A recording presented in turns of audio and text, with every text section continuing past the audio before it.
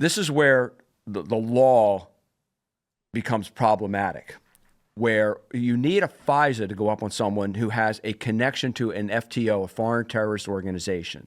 So, oh, goodness gracious, who was the guy that Obama droned, the U.S. citizen in Anwar al-Awlaki. Anwar al-Awlaki. So they were just using content from al-Awlaki, but they were able, the FBI was able to go in front of a FISA judge and say they're being directed by an FTO, a foreign terrorist organization. And in fact, what they are just American citizens self-radicalizing, seeking out some sort of guidance from, in most cases, overseas.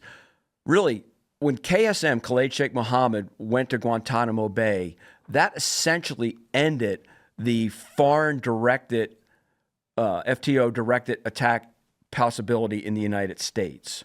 When al-Baghdadi was taken out and ISIS collapsed during the Trump administration, that ended the ISIS FTO-directed threat in the United States. So, as Kyle said, these organizations are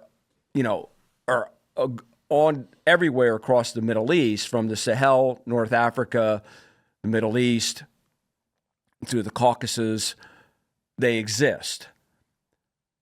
Where we get into erasing the lines that the government is supposed to operate in is saying, oh, if you're absorbing content from an individual overseas, you're now getting direction from an FTO. And nothing could be further from the truth.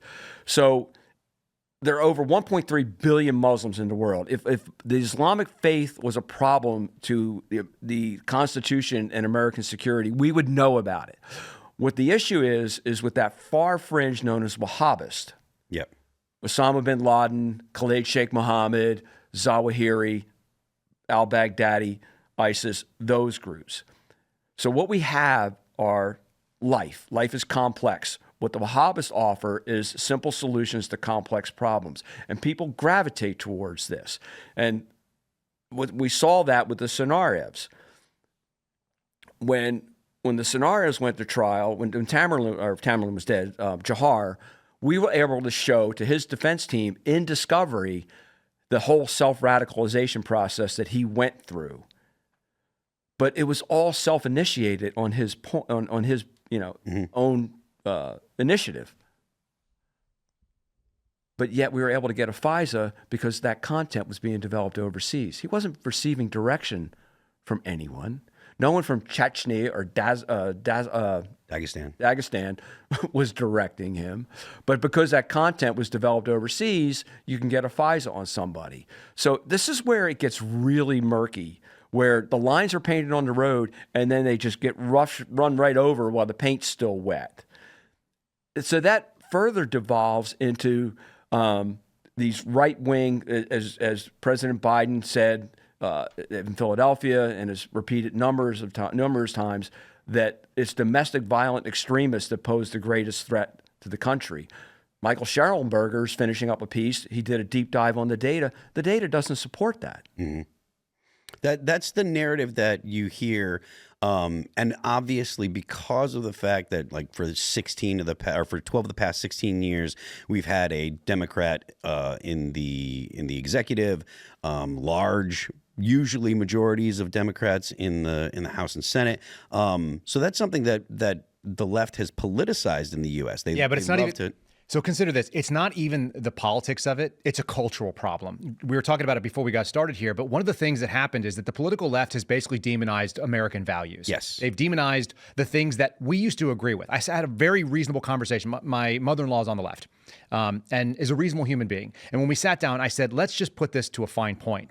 If you took Democrats from the early 90s and you brought them out here to 2025, they would be hard right.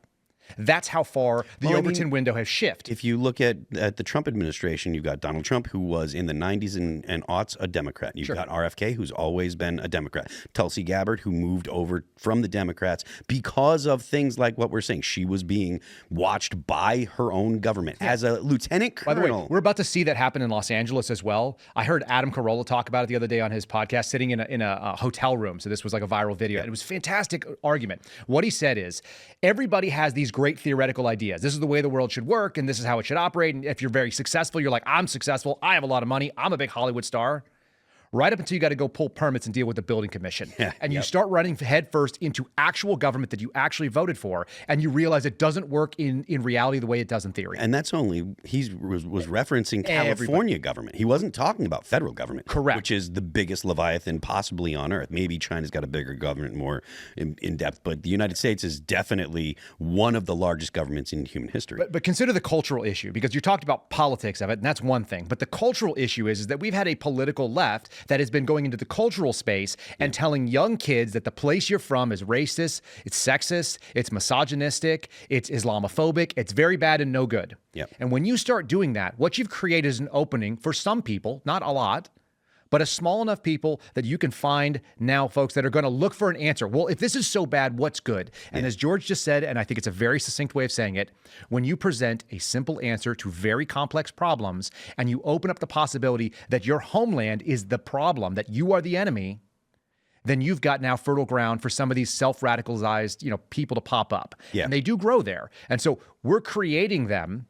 And at the same time, our federal government is incentivized to find them and or create them themselves. And this cannot be. That's the self-licking ice cream co. Thanks for watching this clip from the Culture War podcast. We're live every Friday, 10 a.m. to noon. So subscribe and come hang out.